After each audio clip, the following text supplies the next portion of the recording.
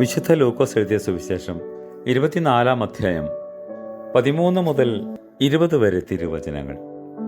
ബറകുമോർ. ആ ദിവസം തന്നെ അവരിൽ 2 പേർ എമ്മാവോസ് എന്ന ഗ്രാമത്തിലേക്ക് പോകുകയായിരുന്നു. അത് യെറൂശലേമിൽ നിന്ന് 60 സ്ഥാതി അകലെയായിരുന്നു. സംഭവിച്ചവ എല്ലാറ്റിനെ പറ്റിയും അവർ പരസ്പരം സംസാരിച്ചിരുന്നു. അവർ തമ്മിൽ സംസാരിക്കുകയും ചർച്ച ചെയ്യുകയും ചെയ്തുകൊണ്ടിരിക്കെ യേശു വന്ന് അവരോടടുത്തു. അവരോടുകൂടെ താൻ നടന്നു. തന്നെ അവർ തിരിച്ചറിയാതിരിക്കത്തക്കവണ്ണം അവരുടെ കണ്ണുകൾ അടഞ്ഞിരുന്നു. താൻ അവരോട്, നിങ്ങൾ സങ്കടത്തോടെ നടന്നുകൊണ്ട് പരസ്പരം സംസാരിക്കുന്ന ഈ വാക്കുകൾ എന്താണ് എന്ന് ചോദിച്ചു. അവരിൽ ക്ലയോപ്പ എന്നു പേരുള്ളവൻ ഉത്തരമായിട്ട്, നീ മാത്രം യെരൂശലേമിൽ നിന്ന് അന്യനായിരിക്കുന്നോ? ഈ ദിവസങ്ങളിൽ അവിടെ സംഭവിച്ചതൊന്നും നീ അറിഞ്ഞില്ലയോ എന്ന് ചോദിച്ചു. എന്ത് എന്ന് താൻ അവരോട് ചോദിച്ചു. അവർ തന്നോട്, നസ്രായനായ യേശുവിനെ കുറിച്ച് തന്നെ. അദ്ദേഹം ദീർഘദർശിയായിരുന്നു.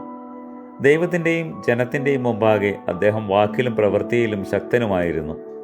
പ്രധാന ആചാര്യന്മാരും കശീശന്മാരും മരണശിക്ഷയ്ക്ക് അദ്ദേഹത്തെ ഏൽപ്പിക്കുകയും തന്നെ ക്രൂശിക്കുകയും ചെയ്തു. കർത്താവേ, ജീവൻ നൽകുന്നതായ നിന്റെ സ്ലീബായെ വന്ദിപ്പാൻ ഞങ്ങളെ യോഗ്യരാക്കണമേ. ആമേൻ.